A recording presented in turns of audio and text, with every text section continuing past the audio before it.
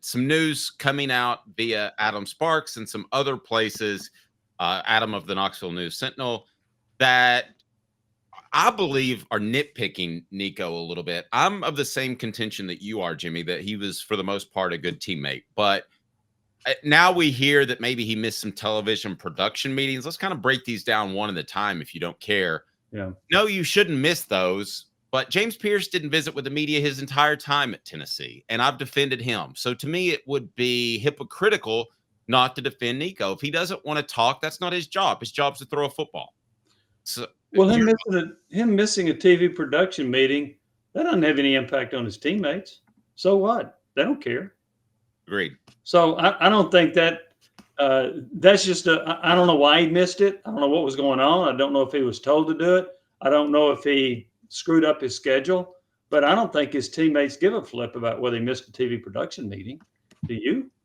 No, I don't think they care at all. I don't think they were probably even aware of that. I do wonder if it undermines the confidence that Josh Heupel had in him, because you're not showing up to stuff you're supposed to be at. So, like, obviously not showing up to practice is not a straw on a camel's back. It's like a 2x4. But I do wonder if he could have survived the 2x4 if he didn't have other issues, which also reportedly include him negotiating before the Ohio State playoff game. What do you make of that? Okay, so let's distinguish the negotiating before the Ohio State game. Okay. I do think that there was an effort from his camp to get more money because of Miami's situation. Okay. But I do not believe that he was going to hold out of the Ohio State game for more money. Okay. So let's distinguish those two. Think of the damage that you would do if you sat out the Ohio State game because you demanded more money, even though you have a written contract. Oh, I understand the contract's not binding, but if you're willing to sit out a college football playoff game, then why in the world, as a head coach at some other school, do I want you? Never. It's about 100 times worse than missing a Friday practice. Yeah. So negotiating to get more money before the game, yes, but not to sit out that game for more money. Okay. So with that in mind, I am going to nitpick a little bit to be a little bit different from you guys. I want to bring up a couple of things, but first I want to talk about the TV production meeting. I get your point, Dave, about James Pierce, but guys, let's just put this out there. I mean, doesn't any team, don't you hold a quarterback to a much, much higher standard than you do an edge rusher? An edge rusher, you just expect them to grab their lunch pail and go to work. Don't you expect the quarterback to have a certain different level of intangibles for your team? Yes, you do. But how does that affect the team that he didn't show up for a TV production meeting? Well, isn't it just kind of one of those, like, you expect your quarterback to be out front for your team? Yeah, I guess, for that matter. Now, from the other side, Jimmy, what do you make of this report, which I had heard yesterday that there was some talk that Nico was always, like, from the start of spring practice. Now, this is a rumor, and the source is not the most reliable, but there is a rumor that Nico may have been planning on leaving all of spring, pretty much, that this was plotted from the start of spring practice. What do you make of that? I would say no to that, because if Tennessee had caved and gave him $4 million, he wasn't going anywhere. Right. But do you think that... Go ahead, Caleb. Sorry, I just want to do a follow-up, because we know that there was negotiations in the winter portal. Do you think that they knew that Tennessee wasn't going to give him the $4 million by the time spring practice started? No. So they still thought they had leverage. Here's one thing that we really haven't discussed, and that is just the gall by the family or the agent, whoever it is, to think that you can contact schools up and down the West Coast, which I'm told they did, and not expect that to get back to Josh Heupel. We heard Kirby Smart just recently talking about how agents will come to him and they've got packages on possible transfer portal guys. And Kirby Smart goes, some of those are my players. So the fact that you think it's not going to get around just shows how ignorant you are to the process. Let me go back and address what Caleb had asked about in regard to the family. I think it's possible that the family was getting mixed messages.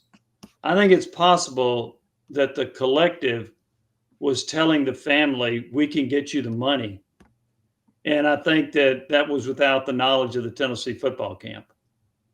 So that's why I think that's why I don't think that the Nico camp thought that they all along that they were going to get the money, because I think that they were led to believe there was more money. Now, $4 million, I don't know about that, but I think that they thought they were going to get more money because I think they were told by some people that they would. Okay, well, let's play a little bit of blame pie. Who gets the biggest piece? Is it Nick Iamaleava? Is it Nico? Is it Josh Heupel? Is it Spire? I think it's Nick. Who's second, Jimmy? Well, it's certainly not Heupel, because he did the right thing, in my opinion.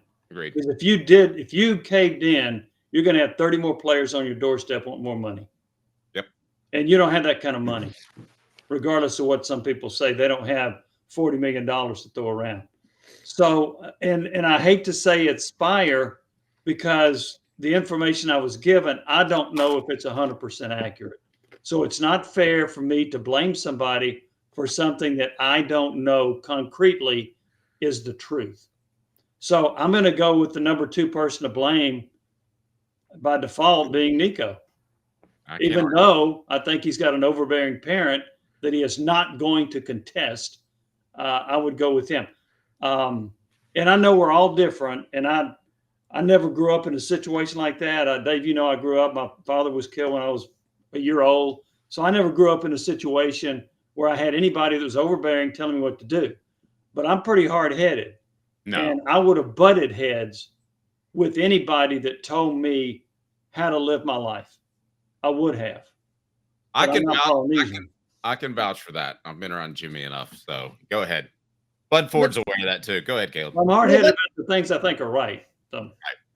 Let's dive. Well, Jimmy, what about this? And David, you can jump in too with your thoughts. So we had Will West on last Friday, and this was before we knew that he was hitting the portal. It was live on the show that we found out he wasn't at practice. But his theory was that a third party trying to force hands-on negotiation was the one who leaked the report to Pete Nakos and On 3 Thursday.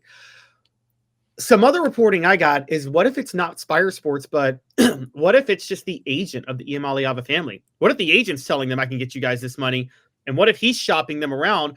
There were some reports I had read on Monday that he was shopping the Nico Iamaleava around behind Nick and Nico Iamaleava's back to these schools on the West Coast. Oof. So, okay. And we hear, and Jimmy, I know you know that Nick Saban ranted about agents are all but predatory in college football right now. How valid could that story be? I don't know. Is it possible? It is possible. I don't know that pseudo agent guy. He's not really an official agent, but he's an advisor to him, right?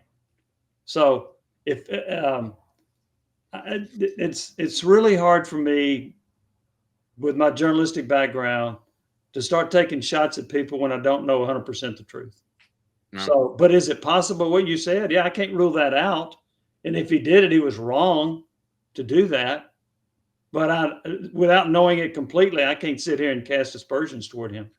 The other, go ahead, Caleb. Sorry, David. I know I just have to throw this other one. The other thing that we haven't talked about, elephant in the room, is TJ Houshmandzadeh, who's very close to the Nico family, said over the weekend that more than anything, this was actually about a football thing, whereas they wanted Josh Heupel to incorporate more pro-style elements into his offense to prepare Nico for the NFL, because according to Houshmandzadeh, former Tennessee players are coming back telling people that this offense did not prepare them at all for the NFL.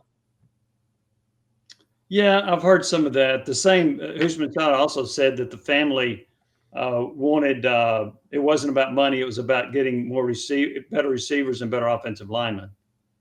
Now, if you believe that, you're a fool. Yeah. I guarantee you, if Tennessee had said, okay, we'll pay you $4 million, it doesn't matter who your receiver or offensive line are, he's coming back. Exactly. I've heard that too, and I think it's so funny. I think Nick Iamaleava would be okay if you had to shoot 2 offensive linemen in the leg to get Nico more money. Yeah. I mean, I barely mean that as an exaggeration. He's so short-sighted. His kid is going to make more in the NFL if he's properly prepared, if he doesn't undermine him. And still he could stay at Tennessee and make $2.5 million for 2 more years. That's $5 million. If you're not financially independent, when you pocketed close to $8 million, then what are you spending your money on? Yeah.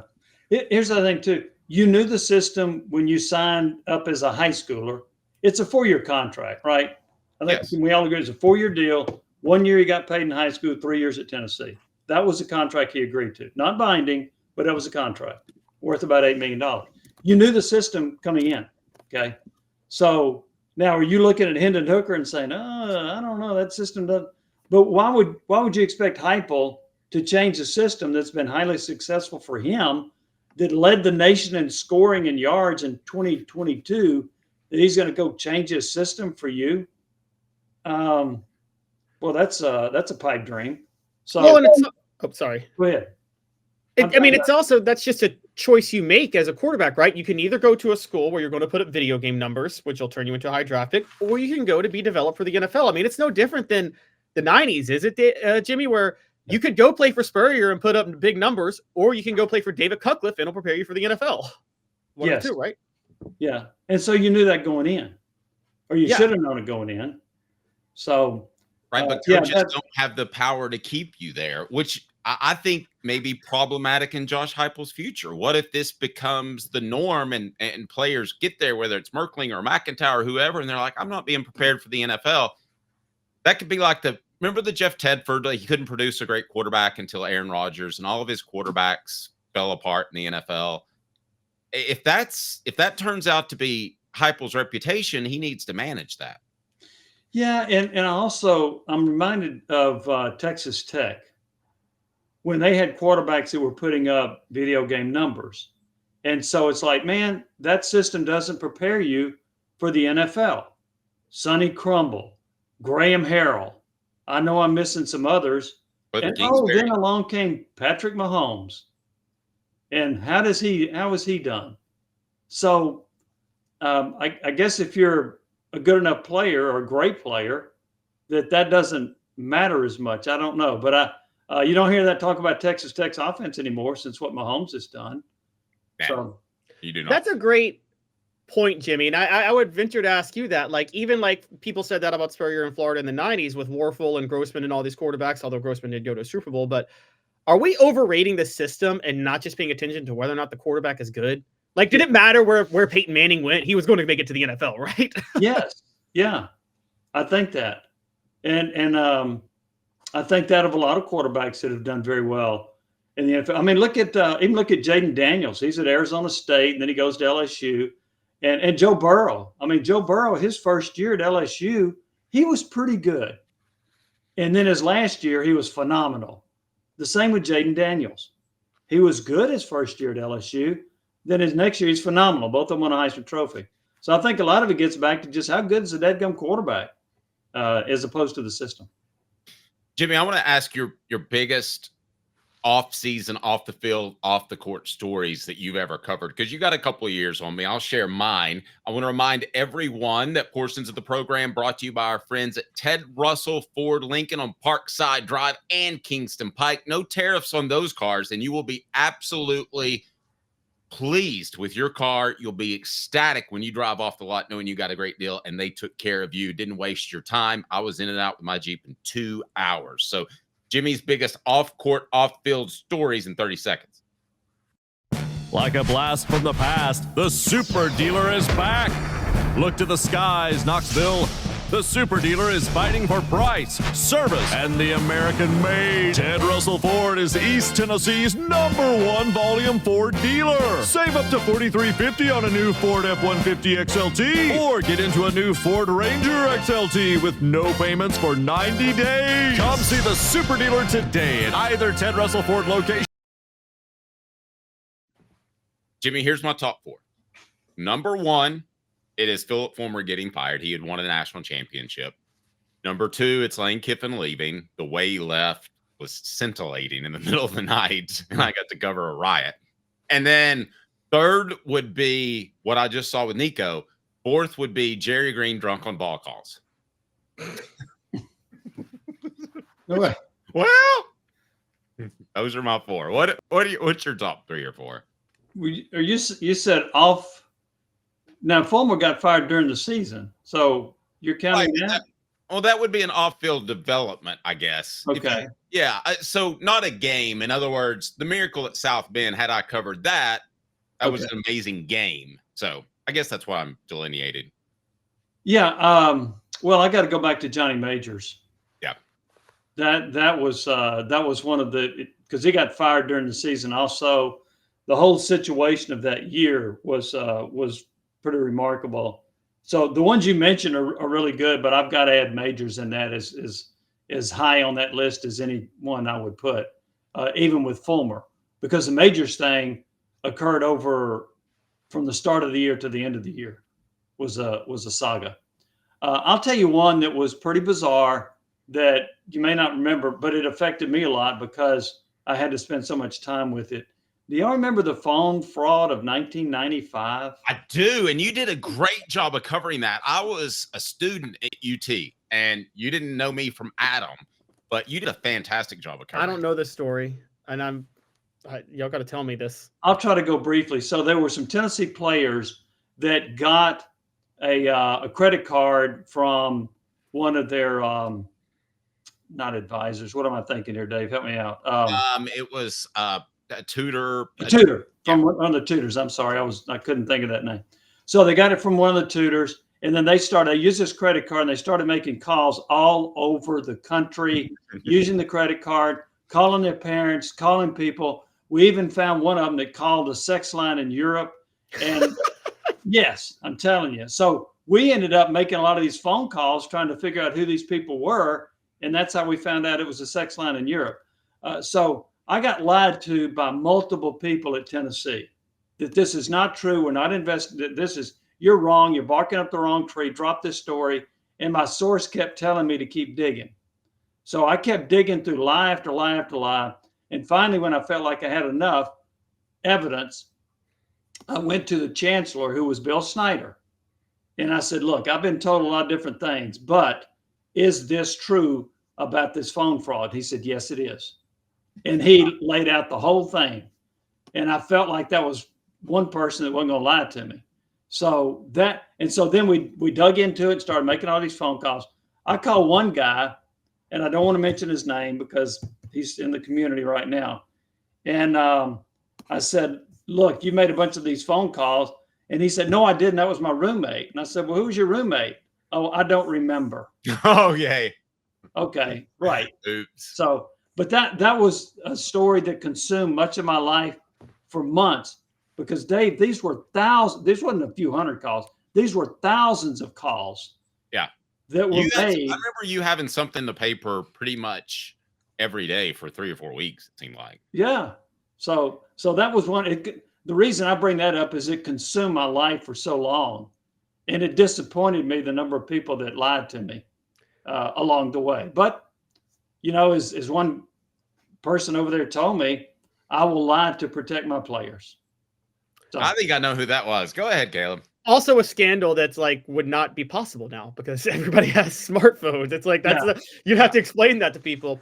The weirdest one, the most bizarre one I covered, honestly, and I haven't been around as long as you guys have covering this stuff, but the most bizarre one was the 2016 sexual assault lawsuit against the university and all the twists and turns that took, as you guys remember, from like when it started in January. And Jimmy, do you remember that bizarre press conference that all the coaches held after that? And when Butch Jones said that this is hurting us in recruiting, and it was that's the one I remember the most, funny enough, because it was just so poorly handled by the university from a PR standpoint. That wasn't that a Title IX deal? Yeah, the bizarre part about that is I remember getting a phone call from my employer at the time saying that, hey, we got to report all this stuff. And I said, no, you don't. It came out when Jimmy Hyams wrote about it from the Knoxville Sentinel. And they said, oh, are you uncomfortable doing it? No, it's old news. And that's when all that stuff came out, right? Oh, you're thinking one. Okay, do I have my ears mixed up? No, that lawsuit, what you're talking about, Dave, that lawsuit rehashed the whole Peyton Manning mooning scandal because that was mentioned in the lawsuit. But but the people suing on Title IX, they got annoyed that story was getting covered so much because, like you said, it had been already covered. And they're like, guys, we just mentioned this, but the bigger story is what's been happening on campus in the last 2 years, not Peyton Manning's incident in 1997 or 96.